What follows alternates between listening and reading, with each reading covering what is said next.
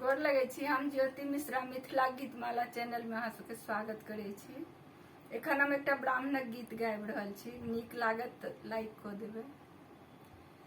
छोटी छोटी आमुन छोटी छोटी जामुन छोटे रे चंदन केड़ गाछ हे ताही तड़ ब्राह्मण बाबू पलंगा ओछावल सुतल पीताम्बर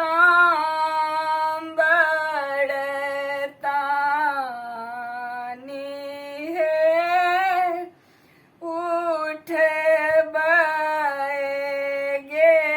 गेलखिन माए मंदोदरी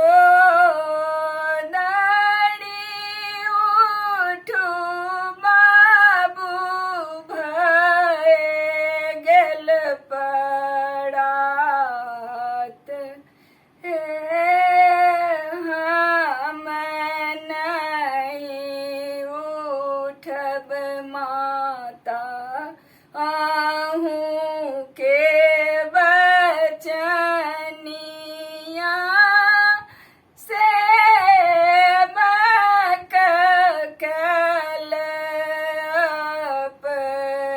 अपराध हे अछतक चाउर माता से हो कुटी खैलक कैलक बड़ अपराध हे धूड़क छागर माता से हो काटी खैलक